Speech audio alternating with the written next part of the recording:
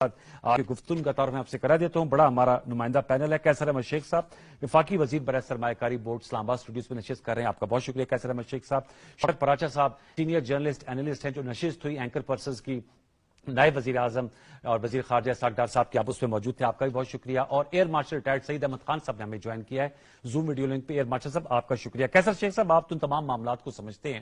ایک تو آپ لوگوں نے ایک اچھا جیسچر ہے, پی ایم نے کہا کہ 2 ماہ کی تنخواہیں تھی, اب آپ لوگوں کی 6 ماہ کی تنخواہ جو ہے وہ آپ لوگ جو ہے وہ جو نہیں لیں گے, اور اس کا مقصد یہی ہے کہ عوام کے ساتھ آپ لوگ کھڑے دکھائی دیں. پیٹرولیم لیوی میں کمی کر دی گئی ہے. آپ سمجھتے ہیں کہ ایک صحیح فیصلہ تھا جو وزیر اعظم نے 24 گھنٹے کے اندر کر لیا, کیونکہ یہ تو لوگ ایکسپٹ کر رہے تھے کہ تیل کی قیمتوں میں اضافہ ہوا ہے. آپ لوگوں پہ کرٹیسزم یہ آ رہا تھا کہ تیل کی قیمتوں میں اضافے کو ایڈجسٹ کرنے کے ساتھ ساتھ آپ لوگوں نے لیوی بھی بڑھا دی ہے. 80 سے 161 کر دیا یا 84 سے 161, اس کو 80 روپے واپس لیے گئے. آپ کس طرح دیکھتے ہیں؟ آپ سمجھتے ہیں صحیح ٹائم پہ بروقت فیصلہ کر لیا گیا؟ بسم اللہ الرحمن الرحیم.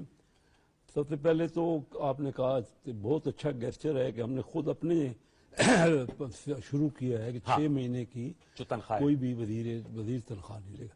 میں پہلے ہی پچھلے 25 مہینے سے میں نے کوئی تنخواہ نہیں لی. میں نے پہلے دن ہی کہا تھا میں تنخواہ لوں گا ہی نہیں یہ وزارت کے دوران. تو یہ فیصلہ میں سمجھتا ہوں کہ ایک مستحسن ہے. اور پھر پارلیمنٹیرینز کی بھی 25% ہم نے تنخواہوں کا, تاکہ یہ عوام تک جائے کہ سب سے پہلے تو ہم خود سیکریفائز کر رہے ہیں. اب جو پیٹرولیم پرائز ہے نا, دیکھیے دنیا کی قیمتوں میں ہم خریدتے ہیں, ہم خود خرید رہے ہیں. پیٹرولیم کی پرائز $109-10 برینٹ کی چل رہی ہے, بہت وہ اونچی پرائز ہے. لیکن میں یہ آپ کو بتاؤں کہ یہ چند دنوں کی بات ہے. یہ میں یقین سے آپ کو کہتا ہوں کہ جنگ زیادہ عرصہ نہیں چل سکتی. یہ جو جنگ ہو رہی ہے کیونکہ امریکہ کو اتنا زیادہ نقصان ہو رہا ہے اس میں. پر ڈے $2 بلین کا تو ان کا لاس ہے, اور ان کی تمام جو ان کی فرینڈلی کنٹریز ہیں وہ برداشت ہی نہیں کر پا رہے. ان کے امریکہ کے اندر بہت زیادہ احتجاج ہو رہے ہیں. تو جاپان اور ساؤتھ کوریا اور پورا مڈل ایسٹرن کنٹریز اور پھر یورپ, سب کو بہت بڑا نقصان ہو. تو یہ دیکھیے پچھلے 80 سال میں نے صبح بھی ایک پروگرام تھا آج نیوز کا, تو اس میں پراچا صاحب کے ساتھ تو یہی بات کی کہ کوئی جنگ ہوتی رہی, ایسی جنگ کوئی نہیں ہے کہ جو جس نے امپیکٹ کیا ہو پورے خطے کو, اور وہ 19 دن سے زیادہ 80 سال میں کوئی جنگ چلی ہو.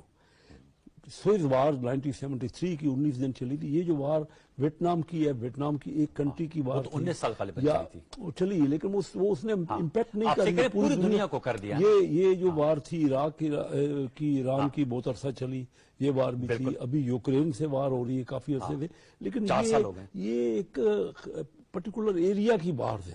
یہ وار کیونکہ تیل اپنائے ہرمز کو بند کیا ہوا ہے, اور پوری دنیا کی اکانومی اس سے سفر ہو رہی ہے.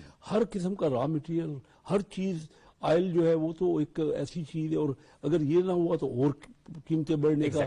اس وقت بھی بلبلا اٹھی ہے پوری دنیا, اور یہ جنگ ایک الگ قسم کا اس کا امپیکٹ ہے. تو میں یہ سمجھتا ہوں کہ چند دنوں میں انشاءاللہ ہماری بھی خواہش بھی ہے, پاکستان کی کوششیں بھی, دوسرے ملکوں کی بھی کوششیں, یہ جنگ ختم ہوگی اور یہ تمام چیزیں بڑی تیزی سے واپس آئیں گی. اور پاکستان تو میں آپ کو یہ بتاؤں جو میں اسیس کر رہا ہوں, سب سے زیادہ تو جو پہلی شرط ہے جو کہ امریکہ بھی ماننے کو تیار ہے, جو سینکشنز لگی ہوئی ہیں ایران پہ وہ ختم کرے. سینکشنز اگر ختم ہوگی تو پاکستان آئل اور گیس ایران سے ہمارا پڑوسی ملک ہے, سب سے زیادہ بہتر ایڈوانٹیج ہمیں ملے گا. تو چند دن تکلیف کے ہیں انشاءاللہ, لیکن میں یہ سمجھتا ہوں کہ اس میں بلیسنگ ان ڈسکائز ہے.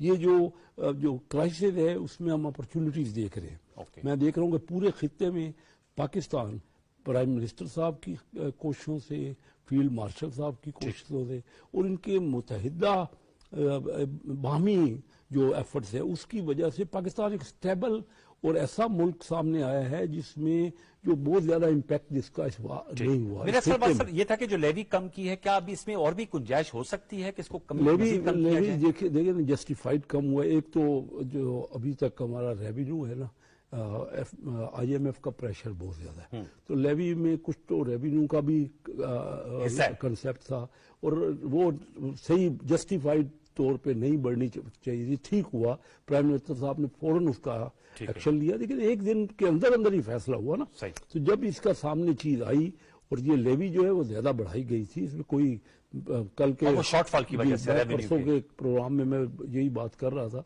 तो ये बड़ा अच्छा फैसला किया, बर वक्त फैसला है। अब ये कीमतें मजीद गुंजाइश है, सवाल ये थी इस लेवी में। नहीं, इस लेवी में मुझे नहीं पता एग्जैक्ट और क्या कितना कोई बड़ी है कि नहीं, चार्ज हो रही है ना। नहीं, चार्ज तो हो रही है, लेकिन 81 रुपीस अभी भी जो लेवी का IMF से भी तो कोई हमारा मुआहदा भी है ना कि अच्छा। कोई परसेंटेज का, तो मुझे एग्जैक्ट इसका अच्छा, IMF के मुआहदे की वजह से, क्योंकि दीगर ममालिक में भारत का पड़ा था, उन्होंने शायद लेवी बिल्कुल जो है वो कम कर दी है। हमने तो IMF से हम देखिए, हम तो रिस्ट्रिक्ट है ना, हम कोई हर चीज हमारे इख्तियार में नहीं है, वो बहुत सख्ती से। ये भी सुना, मैंने पढ़ रहा था कि शायद सब्सिडी भी 150 बिलियन रुपीस की शायद दे सकते हैं, 129 अरब रुपए की दे चुके हैं, तो उसको भी बताया गया कि ज्यादा सब्सिडी दी जा सकती है। IMF जो है वो जो हमारे रेवेन्यूज हैं, और जून में ये अभी शॉर्टफॉल हुआ है पिछले 2 महीनों में, तो वो रेवेन्यूज जो है ना उसको भी तो हमने कवर अप करना है, क्योंकि हम मुआहदे में हैं और उस मुआहदे में ये एक लाजमी शर्त है, नहीं तो अदरवाइज हमें और ज्यादा पाबंदियां अगले